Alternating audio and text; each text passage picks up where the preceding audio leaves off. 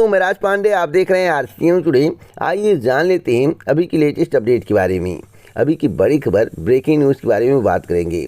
आपको मालूम होगा कि इस चैनल के माध्यम से जो भी जानकारी आपको दी जाती है वह पूर्णतः सही और सटीक होती है।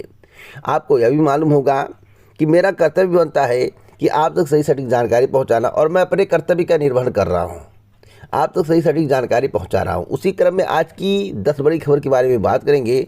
3 खबरें एक्स्ट्रा मैं आपको दूंगा, इसलिए वीडियो को अंत तक देखते रहिएगा। जो भी खबर है आपके लिए बहुत ही महत्वपूर्ण है। उससे पहले वीडियो को लाइक शेयर कर दें। इस प्रकार की ऑथेंटिक जानकारी के लिए चैनल को सब्सक्राइब कर ले, बेल आइकन बाजे ऑल प्लस सेलेक्ट कर दें, जिससे हमारे वीडियो का नोटिफिकेशन आप तक सबसे पहले पहुँच जाए, वीडियो को आप सबसे पहले देख पाएँ।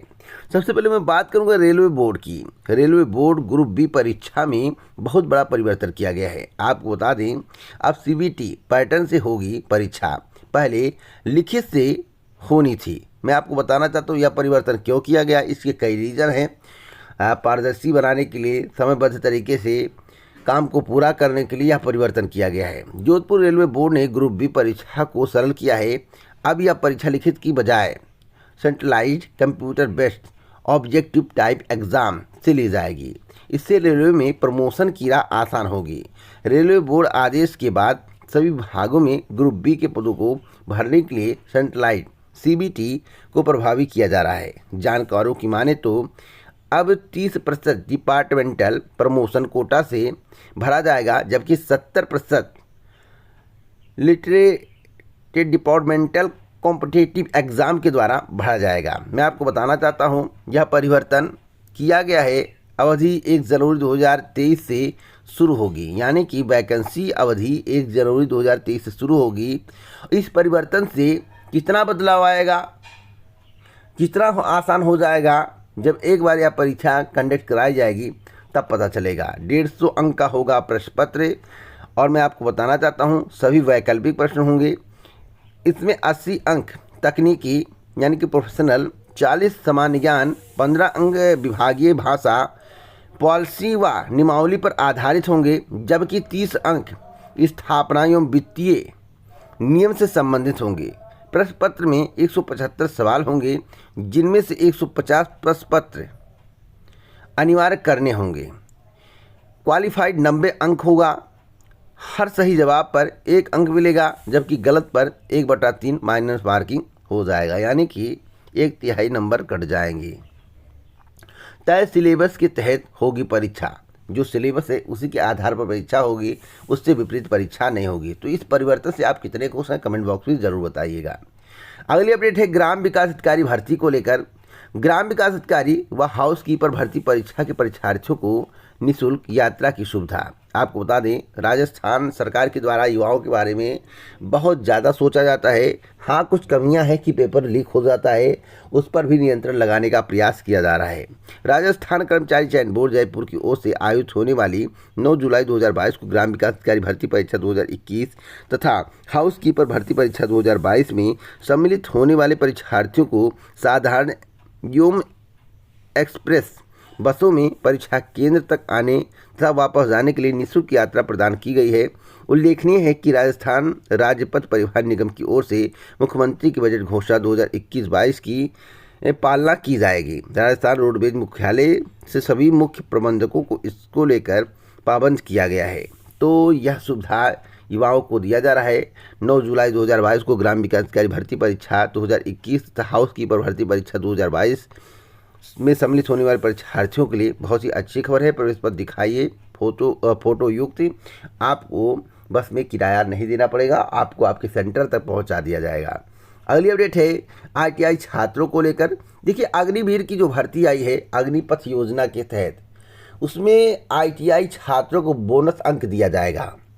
बोनस अंक कितना मिलेगा, तो मैं आपको बताना चाहता हूं कि आईटीआई छात्रों को अग्निपथ योजना के तहत अग्निवीर के लिए मिलेंगे 40 बोनस अंक। 10वीं पास आईटीआई बेस्ट कैरियर विकल्प आईटीआई शिक्षा से विद्यार्थियों को जोड़ने प्रौद्योगिकी शिक्षा निदेशालय ने विशेष जागरूकता अभियान शुरू किया है। तो अगर आप आईटीआई किए हुए हैं, आईटीआई के छात्र हैं, अग्निपथ योजना के तहत अग्निवीर बनना चाहते हैं, तो आपको 40 अंक एक्स्ट्रा दिया जाएगा, यानी कि बोनस दिया जाएगा। अगली अपडेट है, प्रदेश में 13 अगस्त से होगी 25,000 अग्निवीरों की भर्ती। इसी अग्निवीर की मैं बात कर रहा हूँ। अगर आप ITI किए हैं तो आपको आवेदन करना चाहिए अगर आप इच्छुक हैं, और 40 अंक बोनस दिया जाएगा। सेना सामान्य ड्यूटी, तकनीकी, क्लर्क, ट्रेडमैन के पदों पर होगी भर्ती। तो मैं आपको बताना चाहता हूँ, राजस्थान में अग्निवीर को भर्ती प्रक्रिया 13 अगस्त से शुरू होगी, जो 12 दिसंबर तक चलेगी। भारतीय सेना ने योजना के तहत भर्ती के लिए पंजीकरण की प्रक्रिया 1 जुलाई से शुरू कर दी है। सेना की वेबसाइट पर राज्यवार तिथि भी जारी कर दी गई है। भर्ती प्रक्रिया का आरंभ पंजाब के लुधियाना और कर्नाटक बेंगलुरु से 10 अगस्त से हो रहा है। अगर आप आवेदन करना चाहते हैं ITI के, तो आपको बेनिफिट मिलने वाला, बहुत बड़ा बेनिफिट मिलने वाला, क्योंकि 40 अंक बोनस मिलेगा। अगर नहीं किए तब भी आप भर सकते हैं अगर आपकी इच्छा है। अगली अपडेट है, प्रदेश को मिलेंगे 5486 पटवारी, कल जारी होंगे नियुक्ति आदेश। तो अब तक की सबसे बड़ी खबर राजस्थान की खबर। राजस्थान सरकार के द्वारा जो काम किया जा रहा सराहनीय है। राजस्थान में कोई भर्ती कंप्लीट होती है, ज्वाइनिंग की प्रक्रिया शुरू हो जाती है। उत्तर प्रदेश में 3-3 साल तक भर्तियां लटकी रहती हैं, 5-5 साल तक भर्तियां लटकी रहती हैं, अता पता नहीं होता है कि कब ज्वाइनिंग मिलेगी। राजस्थान में गत वर्ष से आयोजित सीधी भर्ती पटवार परीक्षा 2021 के चयनित 5486 अभ्यर्थियों को राजस्व मंडल ने जिला आवंटन कर दिया है। इन अभ्यर्थियों को संबंधित जिला कलेक्टर की ओर से नियुक्ति आदेश जारी किए जाएंगे। राजस्व मंडल निबंधक महावीर प्रसाद ने बताया कि मंडल अध्यक्ष राजेश्वर सिंह के निर्देशानुसार बुधवार को राज्य के जिला कलेक्टर कार्यालयों से आए प्रतिनिधियों को पटवारियों के नियुक्ति पत्र जारी करने व ज्वाइनिंग प्रक्रिया प्रशिक्षण दिया जाएगा। तो अब तक की सबसे बड़ी खबर, नियुक्ति पत्र आपको जल्द मिलने वाला है। अगली अपडेट है, अग्निवीर बनने के लिए वायुसेना में रिकॉर्ड आवेदन हुए हैं। जैसा कि कल ही में जो आपको बताया गया था कि 7,49,899 आवेदन मिले हैं। पिछले रिकॉर्ड की अपेक्षा 1,81,000 ज़्यादा है। पिछली बार जब आवेदन हुआ था तो 6,31,528 आवेदन हुआ था। एक सवाल मेरे जहन में गूंज रहा है, क्या इतने आवेदन हो सकते हैं 4 साल की भर्ती के लिए? तो मैं आपसे बताना चाहता हूँ, देखिए, पहली योजना है अग्निपथ योजना। इस योजना को सरकार आगे बढ़ाने के लिए कुछ भी कर सकती है। वैसे कुछ लोग कह रहे हैं कि अपनी तरफ से सरकार के द्वारा आवेदन करवाया गया है, लोग सम्मिलित नहीं होंगे, और जो आवेदन हुआ है लगभग 1.5-2 लाख हुआ है। अब इसमें कितनी सत्यता इसकी मैं पुष्टि नहीं कर रहा हूँ, लेकिन चौराहे पर हर जगह यह बात हो रही है। क्योंकि इसको आगे बढ़ाना है, लागू करना है, तो सरकार कुछ ना कुछ करेगी, ज़्यादा से ज़्यादा आवेदन करवाएगी। चाहे क्यों रजिस्ट्रेशन या फीस पेमेंट करके सरकार का घाटा भले ही चल जाए, लेकिन अपने बेनिफिट के लिए सरकार के द्वारा ऐसा किया जाएगा। तो क्या वास्तव में कि जो BJP कार्यकर्ता है या उनके द्वारा भी आवेदन किया गया है, उनके द्वारा आवेदन करवाया गया है? कमेंट बॉक्स में ज़रूर बताइएगा, क्योंकि आवेदनों की संख्या को देखते हुए लोग यही कयास लगा रहे हैं। लेकिन जो अच्छे खासे दौड़ने वाले युवा हैं, वे सब अग्निवीर के लिए आवेदन नहीं किए हैं। तो क्या वास्तव में अग्निवीर के लिए जो आवेदन हो रहे हैं उसमें BJP कार्यकर्ता का हाथ है, BJP के द्वारा कराया जा रहा है, या अफवाहें हैं? आप लोग कमेंट बॉक्स में ज़रूर बताइएगा। अगली अपडेट है DLED को लेकर। DLED में आवेदनों की संख्या काफ़ी कम है, और इस चैनल के माध्यम से बताया गया है कि 60 से 70% सीटें अब की बार खाली रह जाएंगी। 4 साल से सीटें नहीं भर पाई हैं। ऑनलाइन आवेदन की अंतिम तिथि को बढ़ा दिया गया है, 25 जुलाई कर दी गई है। अब अभ्यर्थी 25 जुलाई तक ऑनलाइन पंजीकरण कर पाएंगे। जानकारी के अनुसार मैं आपको बताना चाहता हूं कि सचिव परीक्षा नियम प्राधिकारी की ओर से DLED प्रशिक्षण 2022 के लिए 9 जून को विज्ञापन जारी कर आवेदन मांगे गए थे। अंतिम 6 जुलाई निर्धारित थी, लेकिन 2,41,000 सीटों के सापेक्ष आवेदन बहुत कम आए थे। इसलिए शासन को पुनः प्रस्ताव भेजा गया। आवेदन की अंतिम तिथि बढ़ाने को लेकर शासन की मंजूरी मिल गई। उसके बाद आवेदन की अंतिम तिथि बढ़ा दिया गया। इस चैनल के माध्यम से आपको बताया गया था कि आवेदन की अंतिम तिथि बढ़ेगी, और मैं आपको बताना चाहता हूँ कि लगभग 75,000 आवेदन प्राप्त हुए थे। कुल मिलाकर 1 लाख या 1 लाख से कुछ अधिक हो सकते, इससे ज़्यादा होने वाला नहीं है। तब भी 60 से 70% खाली 60 से 70% सीटें खाली रहने वाली हैं मेरी जानकारी के अनुसार। स्कोप क्यों घटा, तो मैं आपको बताना चाहता हूं, बीएड में कई अवसर हैं, डीएलएड में कोई अवसर नहीं है। डीएलएड में एक ही अवसर है, मात्र प्राथमिक का, और बीएड करने के बाद आप एलटी करें, शिक्षक भर्ती, टीजीटी, पीजीटी इत्यादि, प्राथमिक शिक्षक भर्ती इत्यादि में आप शामिल हो सकते हैं, जूनियर शिक्षक भर्ती। लेकिन अगर आप डीएलएड किए हुए हैं तो आप प्राथमिक तक सीमित हैं। और प्राथमिक में किस प्रकार से भर्ती सरकार के द्वारा किया जा रहा है, कितनी भर्तियाँ निकाली जा रही हैं, आपको भली भांति मालूम होगा। तो सरकार जो कर रही है कितना सही है, इसके बारे में कुछ नहीं बोलूँगा, आपको भली भांति मालूम होगा। इसको घटने का मात्र एक कारण है कि डीएलएड में अवसर ना होना, साथ साथ सरकार के द्वारा भर्ती ना निकाला जाना, और बीएड में कई अवसर मिलने के कारण जो है बीएड का स्कोप बढ़ रहा है और डीएलएड का स्कोप घट रहा है। एक और महत्वपूर्ण जानकारी देना चाहता हूँ बीएसएफ को लेकर। बीएसएफ में अभी करीब 20 से 22 हज़ार पद खाली हैं। 2016 के बाद से कोई भी सीधी भर्ती नहीं हुई है। हर यूनिट में एवरेज 100 से 125 जवानों की वैकेंसी है। बीते 10 सालों में सेंट्रल आर्मड पुलिस फोर्सेज यानी कि CAPF, जिसमें केवल बीएसएफ भी शामिल हैं, के 1205 जवानों ने सुसाइड किया है। बीएसएफ में जवानों का पहला प्रमोशन ही 18 से 20 जुलाई अब 20 साल में होता है, माफ़ी चाहता हूँ, 18 से 20 साल में होता है। जो बीएसएफ के जवान होते हैं उनका प्रमोशन जो है, पहला प्रमोशन 18 से 20 साल में होता है। मतलब यदि कोई सिपाही की पोस्ट पर ज्वाइन हुआ तो अगले 20 सालों तक सिपाही ही रहेगा। तो इस तरह की प्रक्रियाएं हैं।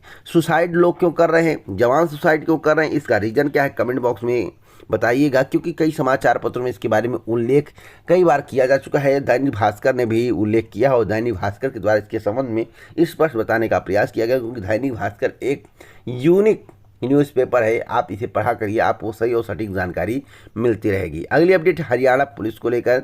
हरियाणा में 5000 कांस्टेबल को नियुक्ति पत्र देने पर हाईकोर्ट ने लगा दी है रोक। मैं आपको बताना चाहता हूँ पंजाब एवं हरियाणा हाईकोर्ट ने हरियाणा पुलिस में महिला व पुरुष कांस्टेबल की भर्ती का परिणाम घोषित होने के बाद अब उन्हें नियुक्ति पत्र देने पर रोक लगा दी है। हाईकोर्ट ने यह आदेश हरियाणा पुलिस में कांस्टेबल की भर्ती में नॉर्मलाइजेशन परसेंटाइल मेथड के माध्यम से मेरी सूची बनाने को चुनौती देने वाली याचिका पर सुनवाई करते हुए दिया है। हाईकोर्ट की इस रोक से करीब 5000 चयनित कांस्टेबल प्रभावित होंगे। जब तक इसका फाइनल डिसीजन नहीं आएगा, हाईकोर्ट के द्वारा रोक नहीं हटाया जाएगा, तब तक यह भर्ती प्रक्रिया अब लटकती हुई नजर आ रही है। अगली अपडेट है पंजाब को लेकर। मैं आपको बताना चाहता हूं कैबिनेट ने 600 यूनिट मुफ्त बिजली पर लगाई मुहर। 31 दिसंबर 2021 तक सभी घरेलू उपभोक्ताओं के बकाया बिल माफ। 28 लाख से अधिक उपभोक्ताओं को 1298 करोड़ रुपए की राहत। अगली अपडेट है गैस सिलेंडर को लेकर। मैं आपको बताना चाहता हूँ गैस सिलेंडर के दाम तो बढ़ गए हैं, 50 रुपये बढ़ा दिए गए। अब गैस सिलेंडर का दाम 1053 रुपया हो गया है, लेकिन खाद्य तेल का दाम सस्ता होगा।